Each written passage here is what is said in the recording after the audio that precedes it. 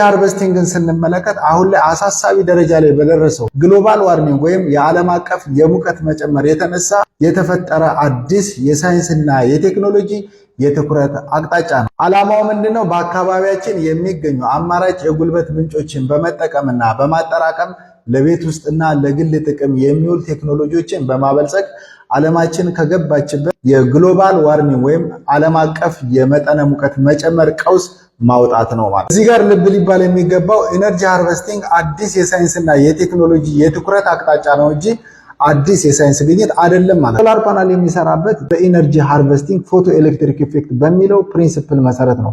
ታዲያ እዚህ ላይ ኢነርጂ ሃርቨስት የምናደርገው በዋናነት አልትራቫዮሌት ላይት ራዲዬሽን ላይ እና ቪዚብል ላይት ስፔክትረም ላይ ነው። ሬዲዮ ፍሪኩዌንሲ በጣም ትንሽ ኤነርጂ ዴንሲቲ ስላለው በጣም ስሞል ከረንት ሲግናል ከረንት እንደሚያመነጭ የተደረሰበት እውነታ ነው ማለት ነው። ይህ ማለት ታዲያ ምን ማለት ነው? በቀላል አገላለጽ በጣም አነስተኛ ንፋስ ቅጠልን እንደምታንቀሳቅስ አይነት ኢፌክት ነው የሚያሳየው ማለት ነው።